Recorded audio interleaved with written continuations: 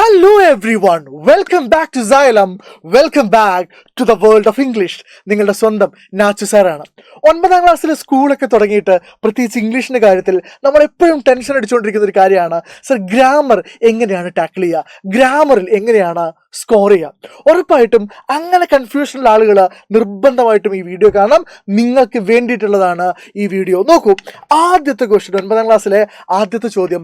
8ാം ക്ലാസ്സിൽ നിന്ന് 9ാം ക്ലാസ്സിലേക്കുള്ള ട്രാൻസിഷനിൽ വലിയ മാറ്റം വന്നൊരു കാര്യമാണ് ഗ്രാമർ. നമുക്കറിയാം 80 മാർക്കിൻ്റെ പരീക്ഷയിൽ ഏകദേശം 20 മാർക്കിന് അല്ലെങ്കിൽ അതിലധികം മാർക്കിന് ഗ്രാമർ ചോദ്യങ്ങളാണ്. എന്ന് പറഞ്ഞാൽ 25% of the questions are from grammar.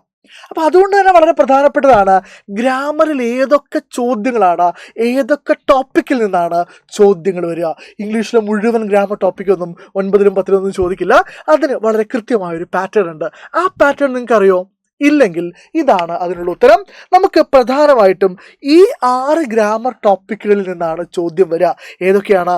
Reported speech ഉണ്ട്, എഡിറ്റിംഗ് ഉണ്ട്, ഫ്രേസൽ വെർബ്സ് ഉണ്ട്, പ്രപ്പോസിഷൻസ് ഉണ്ട്, കോൺവെർസേഷൻ കംപ്ലീഷൻ ഉണ്ട്, noun phrase and verb phrase ഉണ്ട്. സോ ഈ 6 ടോപ്പിക്കുകൾ എൻ്റെ മക്കളൊന്ന് ഓർമ്മിച്ച് വെക്കണം. ഈ ടോപ്പിക്കുകളാണ് നമുക്ക് ഈ വർഷം പഠിക്കാനുള്ളത്.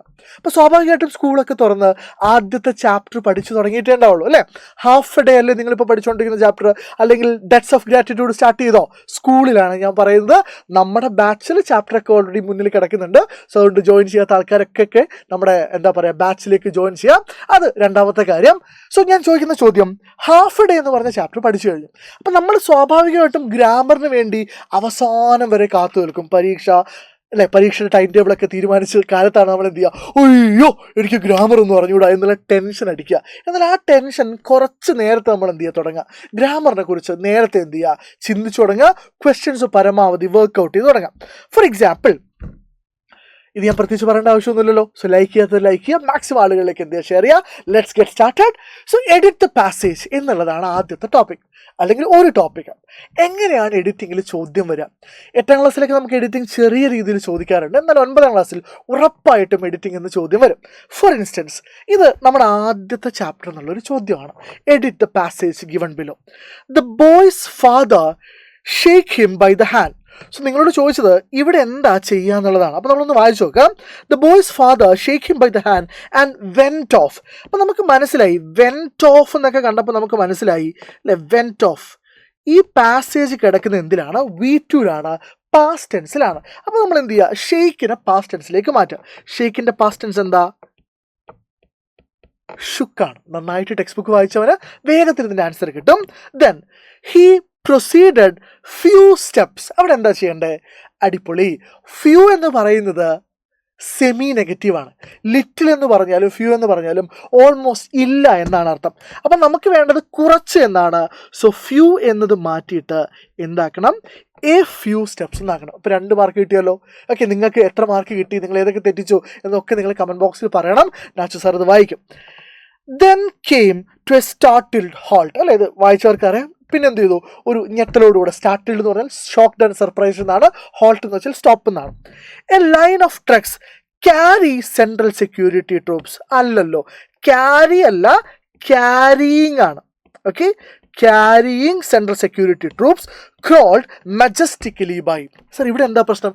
മജസ്റ്റിക്കലിയിൽ സ്പെല്ലിംഗ് തെറ്റാ അല്ലേ? മജസ്റ്റിക്കലിയുടെ സ്പെല്ലിംഗ് എന്താ? ജി അല്ല വരിക, എന്താ വരിക? ജെ ആണ് വരിക. സോ ഇത് 4ഉം നിങ്ങൾക്ക് കറക്റ്റ് ആണെങ്കിൽ നിങ്ങളിതിനെ 4ഉം സെപ്പറേറ്റ് ABCD എന്ന് പറഞ്ഞ് എഴുതി കഴിഞ്ഞാൽ നിങ്ങൾക്ക് എത്ര മാർക്ക് കിട്ടും? 4 മാർക്ക് കിട്ടും. ഓക്കെ, സോ എഡിറ്റിങ്ങിൽ ഇങ്ങനെ ചോദ്യങ്ങൾ, എഡിറ്റിംഗ് ആണ് നമ്മുടെ ടോപ്പിക്ക് നമുക്കറിയാം. അപ്പോൾ നമ്മൾ എന്താ ചെയ്യേണ്ടത്? നിങ്ങൾ ഓരോ പാസേജ് ഇനി മുതൽ ടെക്സ്റ്റിൽ വായിക്കുമ്പോൾ തന്നെ നിങ്ങൾ എന്ത് ചെയ്യുക, ഇതിന്ന് എങ്ങനെയായിരിക്കും അവർ തെറ്റിക്കാൻ സാധ്യത.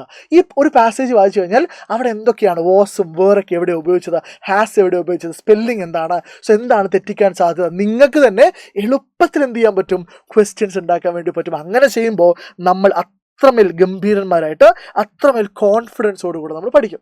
ഇനി അതുപോലെ മറ്റൊരു ടോപ്പിക്കാണ് ഫ്രേസൽ വെർബ്സ് എന്ന് പറയുന്നത്. എങ്ങനെയാണ് ഫ്രേസൽ വെർബ്സ് ചോദ്യങ്ങൾ വരിക? ഇതൊരു ഇൻട്രൊഡക്ഷൻ ആണ് കേട്ടോ മക്കളെ. ഞാനിത് ഓരോ ടോപ്പിക്കും ഡീറ്റെയിൽഡ് ആയിട്ട് പഠിപ്പിക്കുന്നില്ല. ഇങ്ങനെയൊക്കെയാണ് നമ്മൾ ചെയ്ത് പഠിക്കേണ്ടത്, ചെയ്ത് തുടങ്ങേണ്ടത് എന്ന് പറയുന്നത് മാത്രമേ ഉള്ളൂ. So this is N introductory class. ഇങ്ങനെയൊക്കെയാണ് കാര്യങ്ങൾ ഇന്ന് നിങ്ങൾക്ക് ഒന്ന് ബോധ്യപ്പെടുത്താൻ വേണ്ടി മാത്രമാണ്. ഇതൊക്കെ ഡീറ്റെയിൽ ആയിട്ട് നമുക്ക് പഠിക്കണം. നിങ്ങൾക്ക് ഏത് ടോപ്പിക്കാണ് ഡീറ്റെയിൽ ആയിട്ട് വേണ്ടത് എന്നൊക്കെ നിങ്ങൾ കമൻറ്റ് ബോക്സിൽ അറിയിക്കണം. നോക്കൂ, ഇത് 2024 ഫസ്റ്റ് ടേം എക്സാമിന് ചോദിച്ച ചോദ്യമാണ്. അതായത് ഈ സിലബസ് ഇൻട്രൊഡ്യൂസ് ചെയ്തിട്ട് ആദ്യമായി നടന്ന പരീക്ഷയിൽ ഒരു ചോദ്യമാണ്. Complete the passage using appropriate forms of phrasal verbs given in brackets. ഏതൊക്കെയാണ് ഓപ്ഷൻസ് തന്നിട്ടില്ല നോക്കൂ. റിസോർട്ട് ടു ഉണ്ട്, റിസോർട്ട് ടു എന്ന് നമുക്ക് അറിയില്ല. ഓക്കെ, കുഴപ്പമില്ല. പുട്ട് ഓൺ നമുക്ക് പണ്ടേ അറിയുന്നതാണ് അല്ലേ. പുട്ട് ഓൺ എന്ന് വെച്ചാൽ എന്താ, ടു വെയർ എന്നാണ്, ധരിക്കുക എന്നാണ്. സെറ്റ് ഓഫ് ലിസ്റ്റ് പഠിച്ചവർക്ക് അറിയാം, അല്ലെങ്കിൽ ഏകദേശം ഫ്രേസൽ വെർബ്സിനെ കുറിച്ച് അറിയുന്ന ഒരാൾക്കറിയാം. സെറ്റ് ഓഫ് എന്ന് പറഞ്ഞാൽ എന്താണ്, to start a journey, begin a journey എന്നാണ്. അടുത്തത് ടിയർ അവേ അല്ലെങ്കിൽ ടിയർ അവേ. എന്താ ടിയർ അവേ എന്ന് വെച്ചാൽ, ടിയർ അവേ മീൻസ് കീറി മുറിക്കുക അല്ലെങ്കിൽ വിച്ഛേദിക്കുക എന്നുള്ള അർത്ഥത്തിലൊക്കെയാണ്. അടുത്തത് പുട്ട് ഓഫ് എന്ന് പറഞ്ഞാൽ എന്താ, പോസ്റ്റ് പോൺ എന്നാണ്. പുട്ട് ഓഫ് എന്ന് പറഞ്ഞാൽ ഒരു കാര്യം നീട്ടിവെക്കുക എന്നാണ്. അപ്പം നമ്മളിത് വായിച്ചു തുടങ്ങാണ്. The boy dash his new school uniform. അതിലൊരു ഡൗട്ടും വേണ്ട, the boy put on his new school uniform. അപ്പോൾ പുട്ട് ഓണിൻ്റെ കാര്യത്തിൽ തീരുമാനമായി. അടുത്തത് the black shoes and the red tarboosh he dash to school. അവൻ സ്കൂളിലേക്ക് യാത്ര പുറപ്പെട്ടു, അല്ലെങ്കിൽ ഒരു സ്ഥലത്തേക്ക് പോകുക എന്നർത്ഥമുള്ള ഫ്രേസൽ വെർബ് ഏതാണ്, set off. Sir Nachu sir എന്തിനാ യു ആൻസർ പറയുമ്പോൾ താഴെ ഇത് സ്ട്രൈക്ക് ഔട്ട് ചെയ്യുന്നത്? എടാ ഇനി അതിനെ നോക്കണ്ട, അപ്പം നമ്മൾ ബാക്കിയുള്ള ഓപ്ഷൻസ് നോക്കിയാൽ മതി. Then as they walked towards the school, the boy felt that he was being dashed from the comfort of his home. അവൻ്റെ വീട്ടിലെ കംഫർട്ടിൽ നിന്ന് എന്തോ ചെയ്യുന്നത് പോലെ തോന്നി. റിസോർട്ടും ആണോ, ടിയർ അവേ ആണോ, പുട്ട് ഓഫ് ആണോ? വീട്ടിലെ കംഫർട്ടിൽ നിന്ന് മാറ്റി വെക്കുക, വീട്ടിലെ കംഫർട്ടിൽ നിന്ന് പിഴുതു മാറ്റി വിച്ഛേദിക്കുക. സോ അവിടെ കുറച്ചുകൂടെ നല്ലത് ഏതാണ്, അല്ലെങ്കിൽ അപ്രോപ്രിയേറ്റ് ഏതാണ്, ടിയർ അവേ ആണ്. Being tear away. Okay, tear away. ഇനി അടുത്തത്, he dash challenging his father openly about the need to attend the school. സ്കൂളിൽ പോകുന്നത് എന്തിനാണ്, അല്ലെങ്കിൽ അതിൻ്റെ ആവശ്യം എന്താണ് എന്നതിനെ കുറിച്ച് ഫാദറിനെ ചാലഞ്ച് ചെയ്യാൻ, വെല്ലുവിളിക്കാൻ തീരുമാനിച്ചു എന്നർത്ഥമുള്ളൊരു ഫ്രേസൽ വെർബാണ് വേണ്ടത്. അതേതാണ്, റിസോർട്ട് ടു ആണ്. അതായത് നിങ്ങളൊരു വേറെ ഓപ്ഷൻ ഒന്നും ഇല്ലാതെ ഒരു കാര്യം ചെയ്യാൻ മുതിരുന്നതിനെയാണ് നമ്മൾ റിസോർട്ട് ടു എന്ന് പറയുന്നത്. ഓക്കെ, അപ്പോൾ നമുക്ക് എന്ത് ഓപ്ഷൻ വേണ്ട, പുട്ട് ഓഫ് വേണ്ട. സോ ഇത് നിങ്ങൾക്ക് നാലും ശരിയായിരുന്നോ? ചിലപ്പോൾ നിങ്ങൾക്ക് റിസോർട്ടും അറിയണ്ടാവില്ല. അപ്പോൾ നിങ്ങൾ എന്ത് ചെയ്യും, നിങ്ങളുടെ കളി അവിടെ നിർത്തും. അയ്യോ എനിക്ക് റിസോർട്ട് പറഞ്ഞുകൂടാ, ഞാനിത് ചെയ്യുന്നില്ല. പറ്റുന്നേ ബാക്കിയുള്ളത് ചെയ്ത് നോക്കിക്കഴിഞ്ഞാൽ എലിമിനേഷൻ മെത്തേഡ് ഉപയോഗിക്കാം. പുട്ട് ഓഫ് അല്ല നമുക്കറിയാം, അപ്പോൾ പിന്നെ റിസോർട്ടുമാണ്. ഓക്കെ, അങ്ങനെയാണെങ്കിൽ ഈ ക്വസ്റ്റ്യൻ്റെ ആൻസർ എൻ്റെ മക്കളൊന്ന് കമൻറ്റ് ബോക്സിൽ അറിയിക്കുമോ? ഈ ക്വസ്റ്റ്യൻ്റെ ABCD, ജസ്റ്റ് ABCD എന്ന് ടൈപ്പ് ചെയ്തിട്ട് ഇതിൻ്റെ ആൻസർ ഒന്ന് കമൻറ്റ് ബോക്സിൽ ഇട്ട് കഴിഞ്ഞാൽ ഞാനത് എന്ത് ചെയ്യാം, ഞാൻ വായിച്ചിട്ട് ഞാനത് ശരിയാണെങ്കിൽ ടിക്ക് ഞാൻ തന്നെ കമൻറ്റ് ബോക്സിൽ വന്നിട്ട് റിപ്ലൈ തന്നോളാം. Okay, so with that note let's wind up for today. So this is Nasar Faruddin, നിങ്ങളുടെ സ്വന്തം Nachu sir, signing off from Xylem Learning. Happy learning everybody. Thank you for watching. By.